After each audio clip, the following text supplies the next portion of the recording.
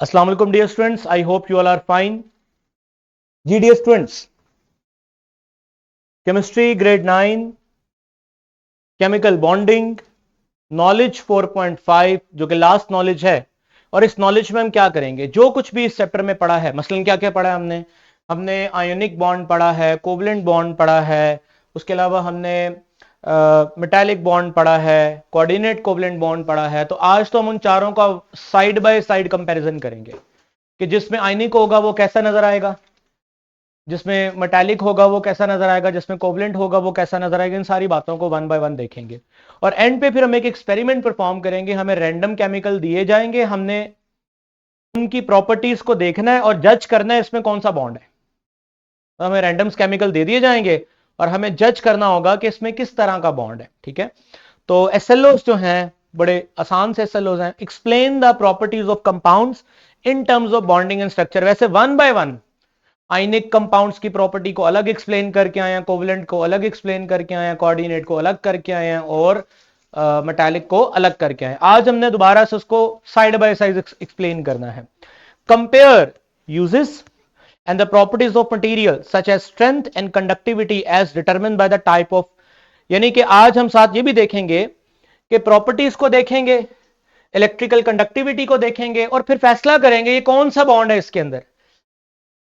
Determine by the type of chemical bond present between their atom, यानी conductivity current गुजार के देखेंगे, properties को देखेंगे और फिर फैसला करेंगे इसमें ये वाला बॉन्ड होगा। ठीक है, तो पहले तो एक काम करता हूं। अच्छा, नॉलेज वही है, explain the properties and uses of material including strength, conductivity, influence by the type of chemical bond, ionic, covalent, metallic, present between their atoms, ions, covalent, effects the molecule, metallic and melting and boiling point through the strength of their forces of attraction. आगे skill क्या है, हमें analyse करना आना चाहिए, compare करना आना चाहिए। इंपैक्ट ऑफ आयनिक होगा तो क्या होगा, कोवलेंट बॉन्ड होगा तो क्या होगा, फिजिकल प्रॉपर्टी पे क्या असर पड़ेगा, जैसे melting, boiling point, strength, conductivity. वैसे बाय द वे ये सारी चीजें हम वन बाय वन, जब आयनिक पढ़ा था उसमें देखा, कोवलेंट पढ़ा था, हर चीज हमने अलग अलग देखी हुई है। आज हमने एक तरह से चैप्टर को हम दोबारा से रिकलेक्ट कर रहे हैं जो जो पढ़ा। जी बेटा, क्या क्या लिखा हुआ मैंने सबसे पहले ऊपर, मेटालिक, मॉलिक्यूलर, कोवलेंट, आयनिक, कोऑर्डिनेट, कोवलेंट बॉन्ड्स। दरअसल मैं अगर आपको एक मशवरा दूं तो ये मॉलिक्यूलर और कोवलेंट को आप एक ही समझो, क्योंकि मॉलिक्यूल के अंदर भी कौन सा बॉन्ड होता है, शाबाश, कोवलेंट। ये जो कोवलेंट है ना, ये जायंट है। दो तरह का कोवलेंट आपने पढ़ा था ना, एक छोटे छोटे मॉलिक्यूल वाला और एक बड़े बड़े मॉलिक्यूल वाला। मेटालिक तो आप कल पढ़ के आए हैं, आयनिक तो पढ़ा हुआ है आपने, कोऑर्डिनेट भी जानते हैं। तो सबसे पहला सवाल है, which substance have their structure, यानी कि कौन कौन सी चीजें, कौन कौन से सब्सटेंस इनके स्ट्रक्चर में होते हैं। हाँ जी, शाबाश।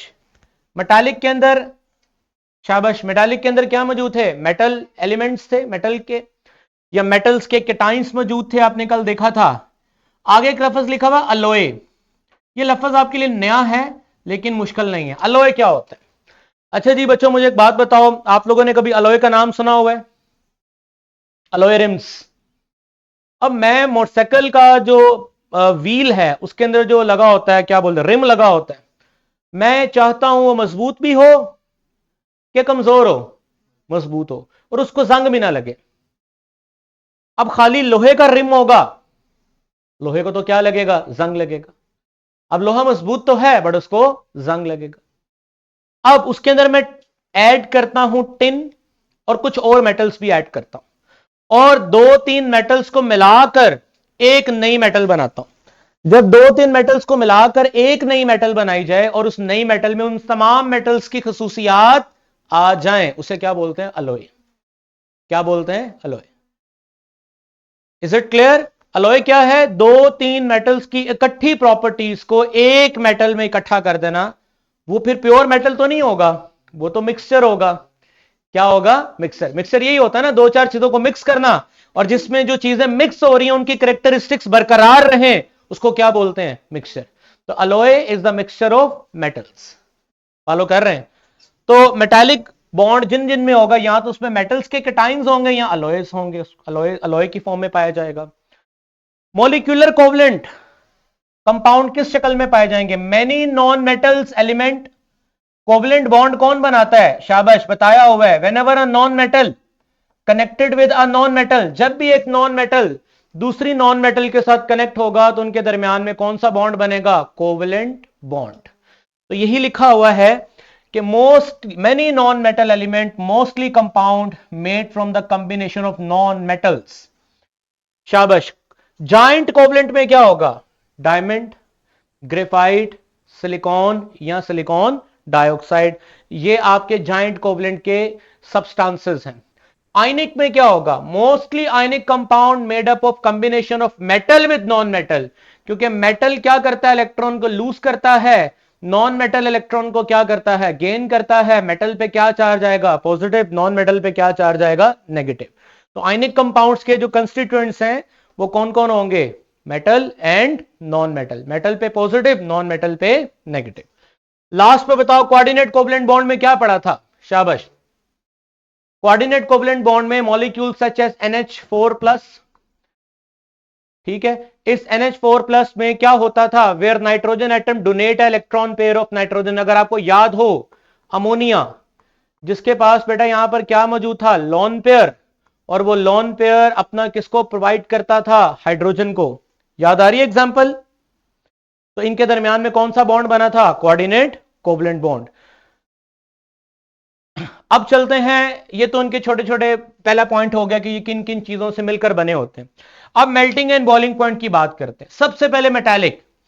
नॉर्मली मेटल्स का high as required a lot of energy to overcome the strong attraction between the positive nucleus of metal atom. यहां पर positive nucleus of metal atom से मुराद केटाइंस है। कल मैंने आपको बोला था केटाइंस एंड डीलोकलाइज्ड इलेक्ट्रॉन्स। कल आपको दिखाया था मैंने मेटालिक बॉन्ड, उसमें डीलोकलाइज्ड इलेक्ट्रॉन्स मूव कर रहे थे।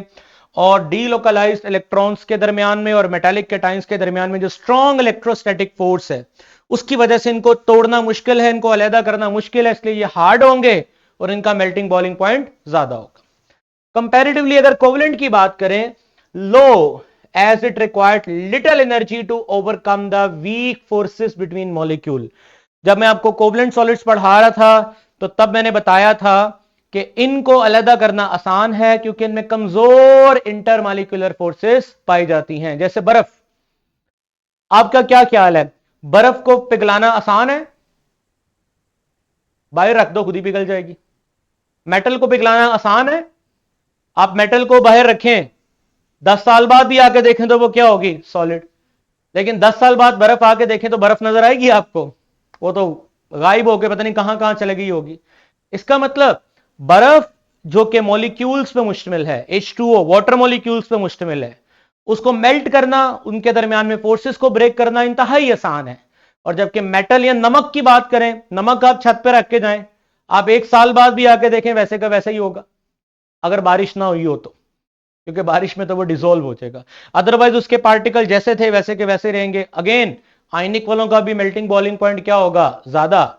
जहां पर लफ्ज कोवलेंट आ जाए तो दिमाग में फौरन अगली बात आनी चाहिए कि इनका मेल्टिंग बॉइलिंग पॉइंट लो है। जहां आयनिक आ जाए वहां पर क्या दिमाग में बात आनी चाहिए? इनका मेल्टिंग बॉइलिंग पॉइंट ज्यादा है।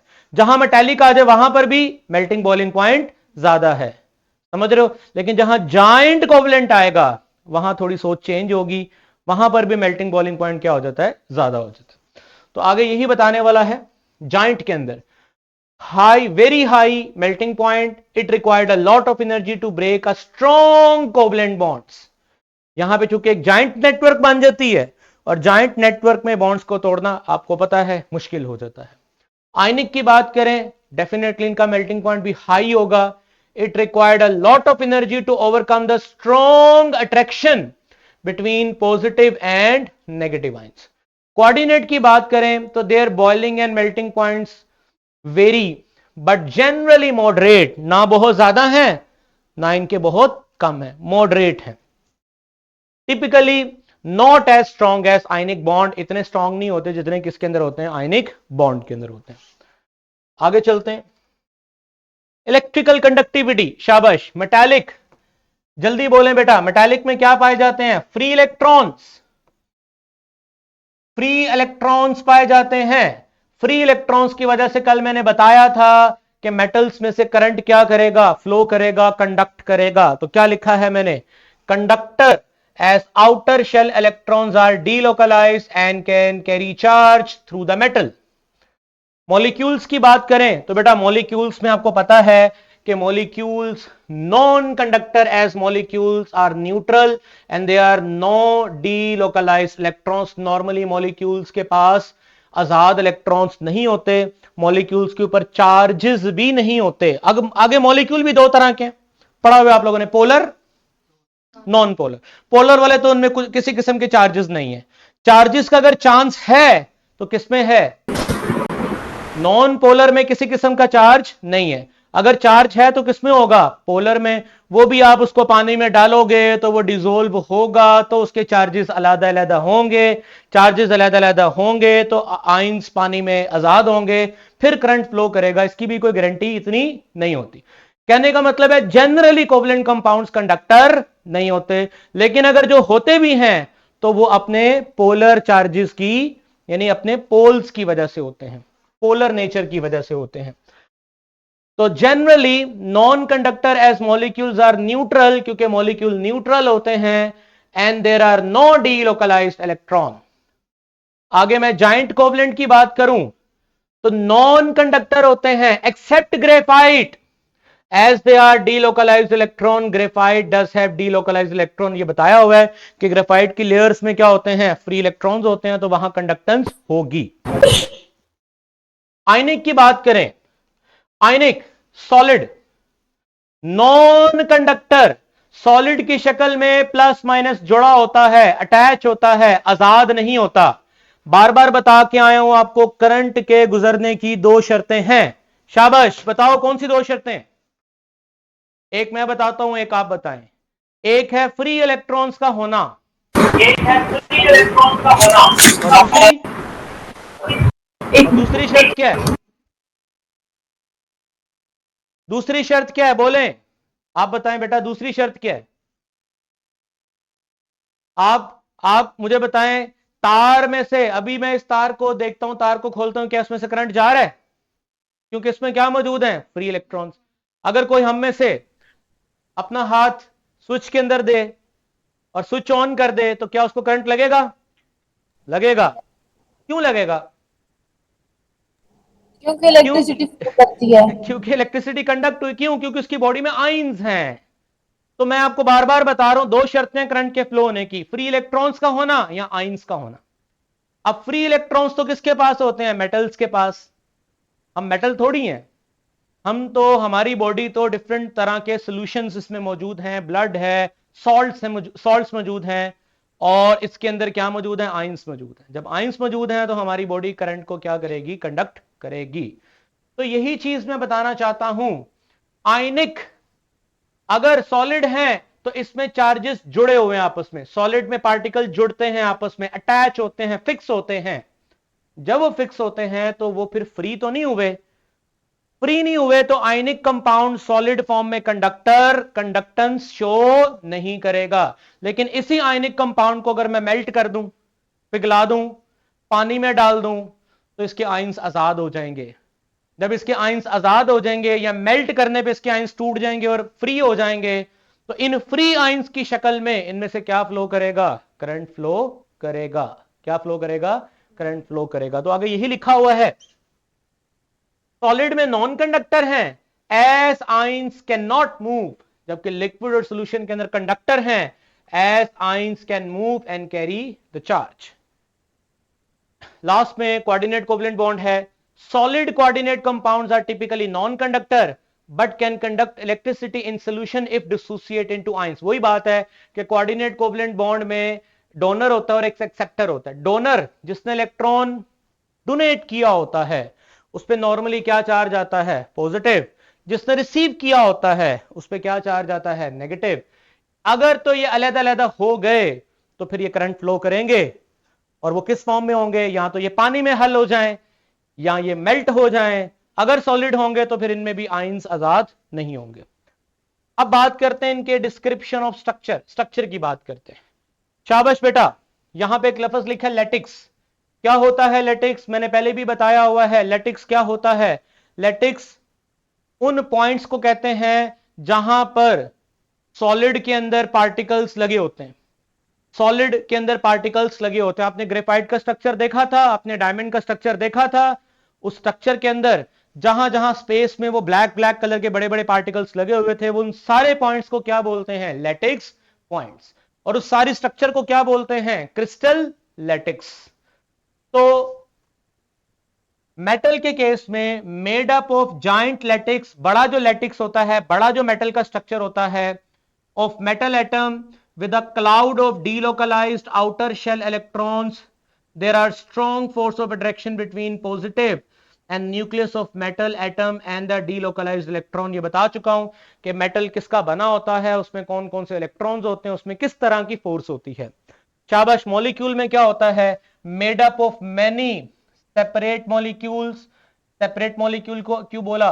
क्योंकि मॉलिक्यूल इस तरह से एग्जिस्ट करते हैं सेपरेटली, आपस में अटैच नहीं होते, आपस में जुड़े नहीं होते, अलग अलग। हवा में कार्बन डाइऑक्साइड है तो कार्बन डाइऑक्साइड के मॉलिक्यूल अलग अलग मूव करते हैं, आपस में कनेक्टेड नहीं होते। तो वो यही बात कर रहा है कि made up of separate molecule, the atom within each molecules are joined by covalent bond. अब कार्बन ऑक्सीजन के दरमियान में, हाइड्रोजन ऑक्सीजन के दरमियान में जो बॉन्ड है वो कौन सा बॉन्ड है? कोवलेंट बॉन्ड है। आगे, there are no bond between molecules. Between molecules, दो मॉलिक्यूल्स के दरमियान में किसी किस्म का बॉन्ड नहीं होता, बल्कि दो मॉलिक्यूल्स के दरमियान में कमजोर सी इंटरमॉलिक्यूलर फोर्स होती है जो आराम से टूट भी जाती है, जिसकी वजह से मॉलिक्यूल इधर उधर भाग जाते हैं, गैस में चेंज हो जाते हैं। There are only weak forces of attraction between the molecule. ये बातें मैंने अलग जब टॉपिक पढ़ाया था तो उसमें तफसील से आपको समझाई हुई है, ठीक है।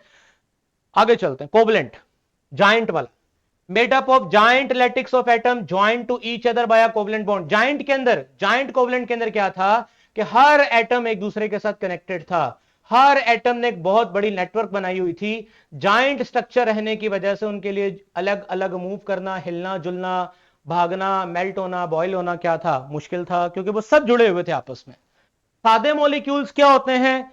सादे मॉलिक्यूल्स जुड़े नहीं होते, वो इधर उधर भाग जाते हैं।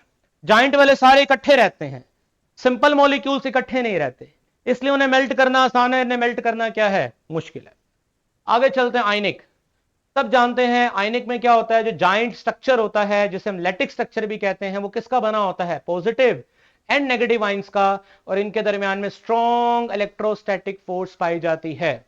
लास्ट में कोऑर्डिनेट कोवलेंट बॉन्ड बना होता है when one atom donate both shared electron to another completing octet, commonly observed in Lewis acid and base interaction। अब ये Lewis acid and base interaction क्या होता है, ये चैप्टर नंबर 9 में आप पढ़ोगे। सिर्फ आपको इतना बताना चाहता हूं, चैप्टर 9 में आपने पढ़ना क्या है, थोड़ी सी मैं आपको हिंट देता हूं।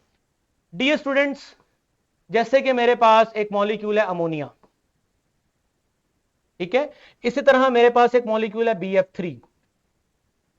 BF3 के पास टोटल 1 2 3 4 5 6 इलेक्ट्रॉन्स हैं, 2 इलेक्ट्रॉन्स की कमी है। अमोनिया के पास 2 एक्स्ट्रा इलेक्ट्रॉन्स हैं एज अ लोन पेयर। समझ लें कि इसके पास 8 पूरे हैं, लेकिन ये इसका लोन पेयर है। अब ये लोन पेयर BF को डोनेट करेगा as a coordinate covalent bond, और आप लोग पढ़ के आए हो कौन सा स्ट्रक्चर बनेगा? NH3 तो रहेगा, लेकिन ये BF3 आगे कनेक्टेड इस तरह से होगा। अब ये जो बॉन्ड है, इसमें डोनर कौन है? नाइट्रोजन। सेप्टर कौन है? बोरोन। और ऐसे बॉन्ड को क्या बोलते हैं बेटा? Coordinate covalent bond. अब जिसने इलेक्ट्रॉन दिया है वो नेचर में एसिड होता है, जिसने लिया है, सॉरी गलत, उल्टा मैंने बोल दिया, जिसने इलेक्ट्रॉन दिया है वो नेचर के अंदर बेसिक होता है, बेसिक नेचर का होता है, और जिसने इलेक्ट्रॉन पेयर लिया है वो एसिडिक नेचर का होता है। ये बात आप चैप्टर 9 में दोबारा जाके पढ़ोगे। चूंकि ये एक लिविस साइंटिस्ट था जिसने ये बताया, इसलिए नाम क्या पड़ गया? Lewis acid, Lewis base. देने वाला बेस, लेने वाला एसिड। चैप्टर 9 में पढ़ना आपने, अभी यहां पे डिटेल नहीं है इसकी। अब आते हैं उस एक्सपेरिमेंट की तरफ जिसका मैं इंतजार था। सिमुलेशन पहले देखते हैं, और इस एक्सपेरिमेंट को मैंने नहीं, आपने मुझे करके दिखाना है। करना क्या जी? सबसे पहले मैं सिमुलेशन दिखाता हूं, फिर आपको समझ आएगा। ये सिमुलेशन प्ले कर दे। ये देखें जी, ये मेरे पास बैटरी लगी है, बैटरी के साथ एक बल्ब है। अब यहां पर दरमियान में एयर है, हवा है। यहां तो मैं वायर को आपस में जोड़ दूं, अगर मैं वायर को आपस में जोड़ दूंगा ना, तो ये फिर बल्ब चलेगा, करंट फ्लो करेगा, बैटरी के अंदर से करंट इस तरह फ्लो करेगा। अब चूंकि इसमें एयर है, एयर तो इंसुलेटर है, इंसुलेटर का मतलब जो करंट को बहने नहीं देती। अब मैं यहां पर क्या लगाऊंगा, कील। कील के बारे में क्या ख्याल है, किसका बना हुआ है, मेटल का।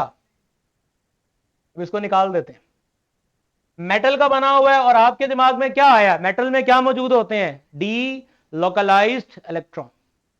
क्या मेटल कंडक्टर होता है या नॉन कंडक्टर होता है, मेटल कंडक्टर होता है। मेटल चूंकि कंडक्टर होता है, इसलिए जब मैं स्नेल को यहां लगाऊंगा तो देखें बल्ब का रोशन होना इस चीज की दलील है कि नेल यानी कि यहां पर जो कील लगा है उसने करंट फ्लो करने में मदद की है, क्योंकि वो खुद कंडक्टर है। समझ आ गया इसका मतलब। अच्छा चले मैं यहां पे रेजर लगाता हूं, रेजर, ये जो रेजर होता है, रेजर, ये देखें क्या इसने कुछ किया है, इसका मतलब क्या है कि ये कंडक्टर नहीं है, इंसुलेटर है। अब मैं जितना पढ़ के आया हूं केमिस्ट्री में, आपकी जगह बैठा होता तो मैं फौरन कह देता ये कोवलेंट मॉलिक्यूल है, रेजर कोवलेंट है। क्योंकि कोवलेंट के अंदर, कोवलेंट बॉन्ड के अंदर इलेक्ट्रॉन्स कोवलेंट बॉन्ड में फंसे होते हैं, इलेक्ट्रॉन आजाद नहीं होते। मैं फौरन कहूंगा कि जो रेजर है इसमें आयनिक बॉन्ड नहीं है, इसमें कौन सा बॉन्ड है, कोवलेंट बॉन्ड है।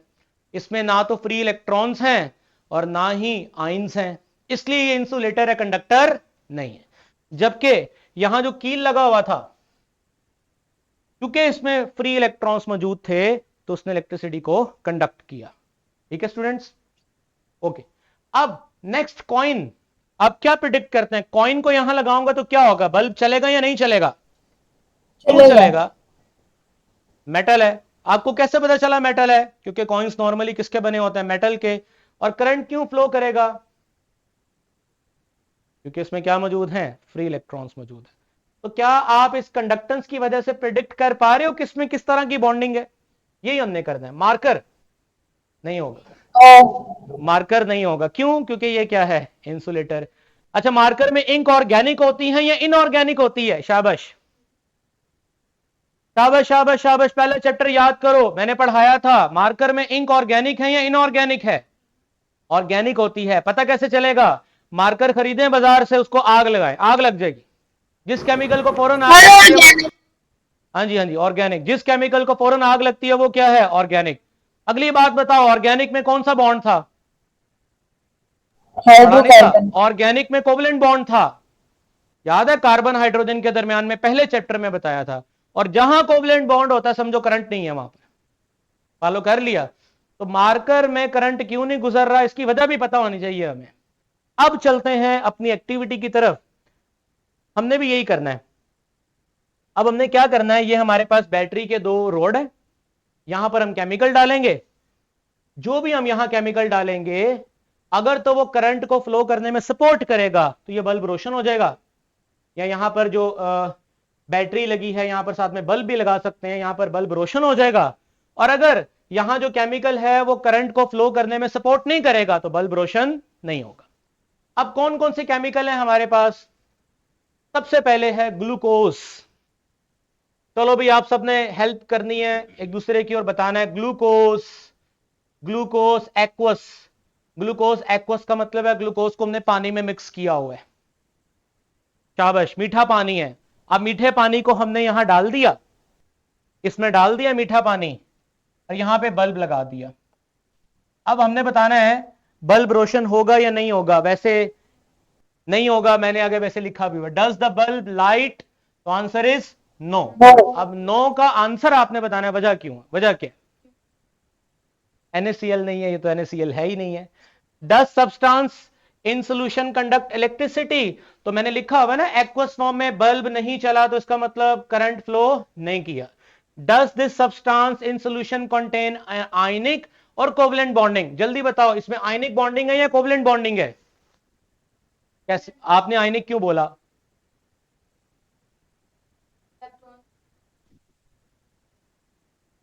हाँ हाँ,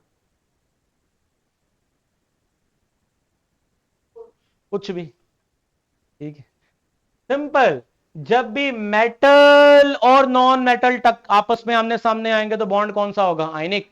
जब भी नॉन मेटल्स का ग्रुप इकट्ठा हो गया तो वो सारे का सारा क्या है? कोवलेंट। सेकेंडली, मैंने ऐसे पहचाना, मैं आपकी जगह होता सर चीनी ऑर्गेनिक है, ग्लूकोज ऑर्गेनिक है। कैसे पता चला? क्योंकि आपकी बॉडी में भी पाया जाता है और ग्लूकोज को फायर आग भी लगती है। Glucose is an organic molecule, और ऑर्गेनिक मॉलिक्यूल में आयनिक बॉन्ड नहीं होता। कौन सा बॉन्ड होता है? कोवलेंट।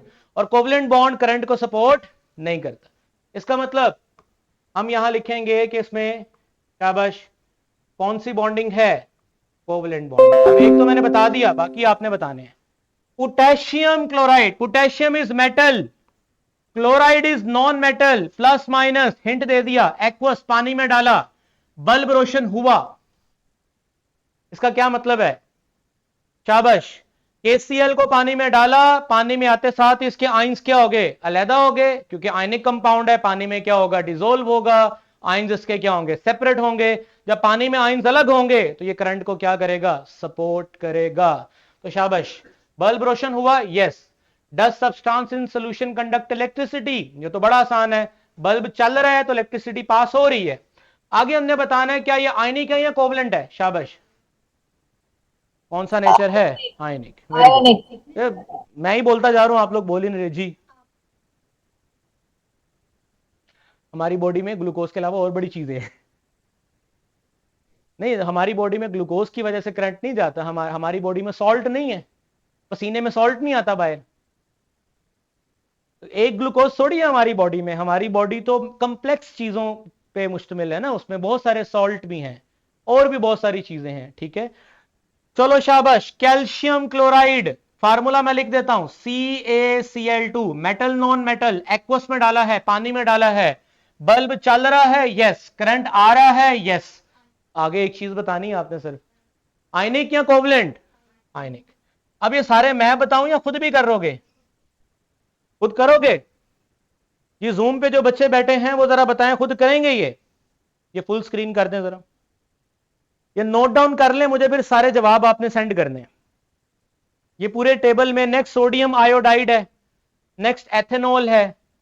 मैं आपको एक हिंट दे देता हूं, जहां जहां बल्ब चल रहा है समझ लो वहां वहां करंट जा रहा है। जरूरी नहीं आयनिक, क्योंकि सम टाइम कोवलेंट बॉन्ड भी करंट फ्लो करता है जब वो आयोनाइज हो जाता है। शायद यहां पर एक एग्जांपल हो, जैसे ये देखो ना, नाइट्रिक एसिड है। अब नाइट्रिक एसिड में बल्ब चल रहा है, इसका मतलब नाइट्रिक एसिड में से करंट फ्लो कर रहा है। लेकिन नाइट्रिक एसिड में देखो तो सही ना, है कौन? हाइड्रोजन है, नाइट्रोजन है, ऑक्सीजन है। ये तीनों के तीनों मेटल तो नहीं है, ये तीनों के तीनों क्या है? शाबाश, नॉन मेटल। और नॉन मेटल का आपस में मिलने की वजह से कौन सा बॉन्ड बनता है? आयनिक। और जब मैं आपको कोवलेंट बॉन्ड पढ़ा रहा था तो उसमें मैंने एसिड्स का नाम लिया था कि ये पानी में जाते हैं और डिसोल्व हो जाते हैं, पानी में जाके आयोनाइज हो जाते हैं। जब पानी में जाके आयोनाइज हो जाते हैं तो पानी में क्या आ जाते हैं? फ्री आयंस आ जाते हैं। और फिर पानी में से क्या फ्लो करता है? करंट फ्लो करता है। इसका मतलब ये, अगर आप में से कुछ सोच रहा है ना कि बल्ब को चलता हुआ देखेगा, फौरन कहेगा करंट फ्लो कर रहा है और फौरन आगे लिख देगा आयनिक है, तो ये आपका गलत कंसेप्ट है। देखना क्या है? बल्ब चल रहा है, इसका मतलब करंट गुजर रहा है। उसके बाद आपने फार्मूले को गौर से देखना है। फार्मूले में मेटल और नॉन मेटल की कॉम्बिनेशन है, तो फिर क्या बोलोगे? आयनिक। क्या बोलोगे बेटा? आयनिक। फार्मूले में अगर मेटल नॉन मेटल की बजाय सारे नॉन मेटल हैं और करंट भी फ्लो कर रहा है, तो आपने नाम देना है पोलर कोवलेंट। क्या नाम देना है बेटा? Polar covalent, which will ionise and soluble in water. ये साथ आपने जुमला लिखना है। ठीक है, साथ आपने जुमला लिखना है। जैसे मैं एक और मिसाल देता हूं, एथेनॉल। शाबाश, एथेनॉल। एथेनॉल में कार्बन है, हाइड्रोजन है, ऑक्सीजन है, हाइड्रोजन है, सारे के सारे नॉन मेटल है। करंट फ्लो नहीं कर रहा, करंट फ्लो नहीं कर रहा, सारे के सारे नॉन मेटल हैं, तो कोवलेंट। अच्छा, अब आगे देखो, आगे देखो, इसमें ऑक्सीजन है, हाइड्रोजन है, डिफरेंट इलेक्ट्रोनेगेटिविटी है, तो आएगा पोलर कोवलेंट। क्या आएगा, क्या आएगा बेटा, polar covalent, but which is less या not soluble, not soluble in water and non ionizable।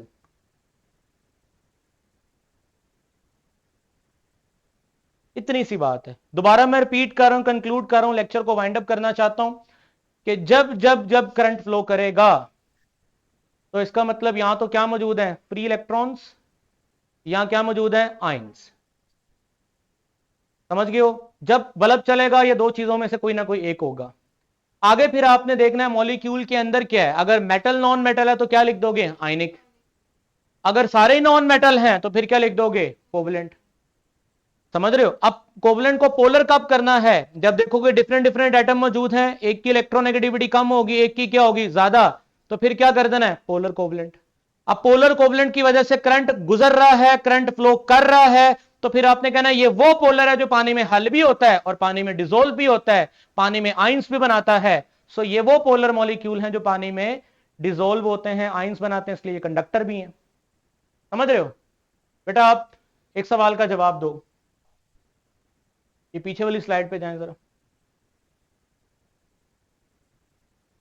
ये जो रॉड है, ये पीछे वाली स्लाइड, ये जो रॉड है ये, शाबाश, इसमें से करंट गुजर रहा है, मुझे बताएं पहले, इन रॉड में से करंट गुजर रहा है, बोलें बोलें जल्दी करें। जी गुजर रहा है, तभी तो इसमें से करंट गुजरेगा बैटरी के साथ, तभी तो लगाया ताकि ये करंट को पास करे सोल्यूशन में से। अब सोल्यूशन में से गुजरना ना गुजरना वो अलग बात है, लेकिन इन रॉड में से गुजर रहा है। सवाल है ये रॉड किसके बने हुए हैं, तस्वीर में हिंट मौजूद है, फुल स्क्रीन करें। शाबाश, लिखा हुआ है ये इलेक्ट्रोड किसके बने हुए हैं, ग्रेफाइट। याद आ रहा है जब मैं ग्रेफाइट आपको पढ़ा रहा था तो मैंने बोला था बैटरीज में भी इसका इस्तेमाल होता है, याद आ रहा है। तो ग्रेफाइट में से करंट फ्लो करता है, यस, पढ़ा नहीं आपने, लेयर्स में से क्या फ्लो करता है, करंट फ्लो करता है। मैं ये चाह रहा हूं कि आप इतने काबिल हो जाएं कि आपके सामने कोई चीज आए, मसला ही कोई नहीं। अभी बताते हैं ये कौन सा नेचर है। ये प्लास्टिक है, जल्दी जल्दी बताओ, प्लास्टिक है, सख्त है, आग लगेगी इसको, करंट नहीं जाएगा इसमें से, पानी में हल नहीं होगा। तो मुझे ये सारी चीजें पता करने के बाद मुझे पता होना चाहिए कौन सी नेचर का है। शाबाश, आग लगेगी इसको, वहां से मुझे पता चल गया ऑर्गेनिक है। पानी में हल नहीं होगा, नहीं होगा, क्योंकि ऑर्गेनिक कंपाउंड वो भी जाइंट वाले पानी में हल नहीं होते, क्योंकि वो बड़ा स्ट्रक्चर होता है। समझ रहे मेरी बात को।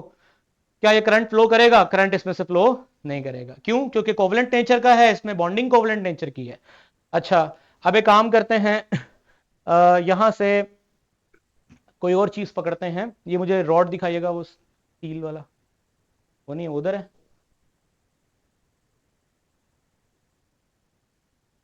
ये वायर दिखा दें। अच्छा जी, अब ये वायर है मेरे पास। अब इस वायर के ऊपर जो कोटिंग हुई है, ये मुझे वो दिखाएं उसमें, ये वायर के ऊपर जो कोटिंग हुई है, मैं अब साइंटिस्ट इस तरह ही सोचते हैं ना, ये वायर है, कोटिंग है, क्यों वायर वायर के ऊपर कोटिंग किसकी की हुई है, it's like a rubber like material. Definitely अगर तो ये ना होती, तार डायरेक्ट हम पकड़ लेते तो हमें पता क्या होता। क्यों इसके गिर्द कोटिंग ऐसे मटेरियल की लगाई है जो नॉन कंडक्टर है, ताकि हम सेफ रहे।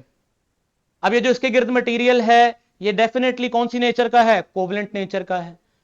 कौन सी नेचर का है, कोवलेंट नेचर का है, ऑर्गेनिक है, आग लगती है इसको फौरन, ऑर्गेनिक है, समझ रहे हो, पॉलीमर है ये। क्या है ये, पॉलीमर है। इस तरह से आपने क्या करना है, अपने घर में आसपास चीजों को सोचना है, समझना है, देखना है, और देखने के बाद उसकी प्रॉपर्टीज को असेस करना है और अंदाजा लगाना है। दूसरी बात, ये नरम था, इसका मतलब नरम चीज मजबूत नहीं है अंदर से। अंदर से मजबूत ना होने का मतलब क्या है, इसके इंटरनल स्ट्रक्चर वीक हैं, और इंटरनल स्ट्रक्चर के वीक होने का मतलब क्या, इसकी बॉन्डिंग वीक है, कोवलेंट नेचर के। समझ रहे हो। आपने क्या करना है बेटा, आसपास अपने घर में चीजों को देखना है और जायजा लेना है कि इसमें किस तरह का स्ट्रक्चर हो सकता है, किस तरह की बॉन्डिंग हो सकती है। अगर आप ये गेस करने में कामयाब हो गए हैं आपको एग्जाम में किसी भी तरह का क्वेश्चन आए, जैसा मर्जी सवाल आए, मसला ही कोई नहीं। अगर आप घर जाके चीजों को देख के ये नहीं बता सकते कि ये आयनिक है, ये कोवलेंट है, ये चीज है, ये चीज है, तो इसका मतलब फिर आपको समझ नहीं आई। चलो जाते जाते मुझे बताओ, ये पेपर, शाबाश, मेरे हाथ में पेपर है, ये मटेरियल है ना मेरे पास, कोई मैटर है, ये किस तरह का होगा? ये आग लगती है इसको? यस। आधी चीजें तो यहीं से पता चल जाती हैं, ऑर्गेनिक है। अगली चीज क्या पता चलेगी? कोवलेंट नेचर का होगा, ये कभी भी करंट फ्लो नहीं करेगा। बात खत्म हो गई। ठीक है, कोई सवाल हो बच्चों, पूछो। रिसोर्सेस मैंने अपलोड करवा दिए सारे, आप लोग एक दफा देख लें। नेक्स्ट मंडे को ये जो हमारा बल्कि इसी वीक में, अब तो ये ट्यूसडे है ना, आज ट्यूसडे है, तो ये मंडे को आपका टेस्ट है। उससे पहले पहले मैंने अपने अपने लेक्चर्स वगैरह सारे वेरीफाई कर लिए, अपलोड हो गए हैं, क्वेश्चन बैंक, वर्कशीट्स, ये सब कुछ अपलोडेड है। इस वीक में बैठ के तैयारी करें, 3 चैप्टर को तैयार करें। चौथा चैप्टर आज हमारा खत्म हो गया। पहले 3 चैप्टर आपने तैयार करने हैं, फिर जब 6 चैप्टर हो जाएंगे तो फिर 6 चैप्टर का कंबाइंड टेस्ट लूंगा।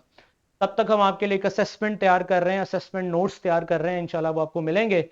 वो नोट्स आपको काफी हेल्प करेंगे एग्जाम की तैयारी करने के लिए। ओके बेटा, take your time, Allah Hafiz.